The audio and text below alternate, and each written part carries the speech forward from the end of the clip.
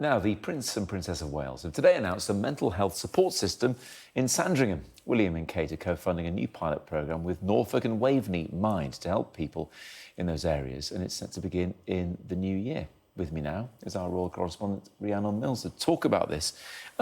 This is generous of them, isn't it? Well, it's a little bit different because they're paying for it privately, which doesn't necessarily normally happen with their charitable endeavours.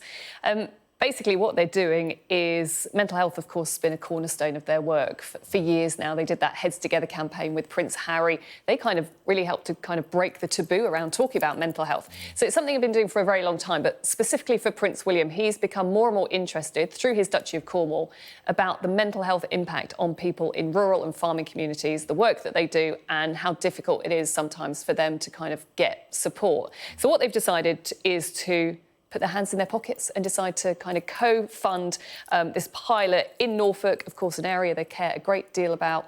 Some of the people they'll be helping actually work and live on the Sandringham estate, where they also have a house very close by. It's going to fund 2 part-time roles, a rural mental health coordinator, 1 counsellor, and basically they're just going to see whether it works, whether it helps. I'm told it's all part of their new ethos, really, of empathetic leadership and trying to have real impact, and then if it works, then they scale it up. So that's ultimately it. I mean, talking of scaling up, or I guess scale back up, we've been hearing this week, in fact, when you and I were discussing yesterday, what the King's diary is likely to look like in the new year, and they're cautiously optimistic that he's going to get back to normal duties, foreign trips and the like, alongside Queen Camilla. So he's looking forward to getting busy next year. But do we see a change in how they divvy up these responsibilities then? Well, what a shift, really. If you look back to the start of the year, where we were all completely taken by surprise, you had 2 senior royals diagnosed with cancer. And if you'd said to me, well, what's the end of the year going to look like? I'd just head in hands and think, what? I've got no idea, because they were all told that they had to step back from public duties. Yesterday, of course, we were talking about the confirmation that the King's cancer treatment is continuing. The big steer from the palace, though, is it is all going in a positive direction. They are still very optimistic. He's a workaholic, really. If he's got a 15-minute space in his diary, he wants to fill it. Yesterday, I was with him and the Queen, and he was giddy. She was having to pull him away at one point because he seemed to be talking to too many people and taking too much time.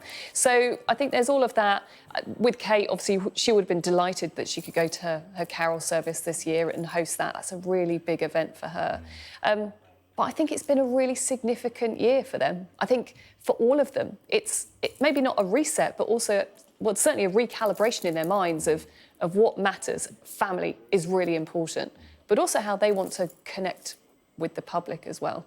And I think we've probably seen a monarch who certainly is showing his kind of empathetic, touchy-feely side, all that hugging that he's been doing. Yes. Which has been extraordinary. And, of course, we'll see him with his family at Sandringham on Christmas Day. Yeah, not all of them, though. Not all of them. A certain member will be conspicuous by their absence. Yeah, of course, there have been difficulties, as there often are with the royal family. So whether it's Prince Harry, Prince Andrew, but Christmas Day, he'll be surrounded by most of his family as we wait for his Christmas message. Yes, here he is a workaholic, because apparently he keeps up with correspondence even on Christmas Day. He is a prolific letter writer. Yes, he is. Absolutely. Rhiannon, thank you.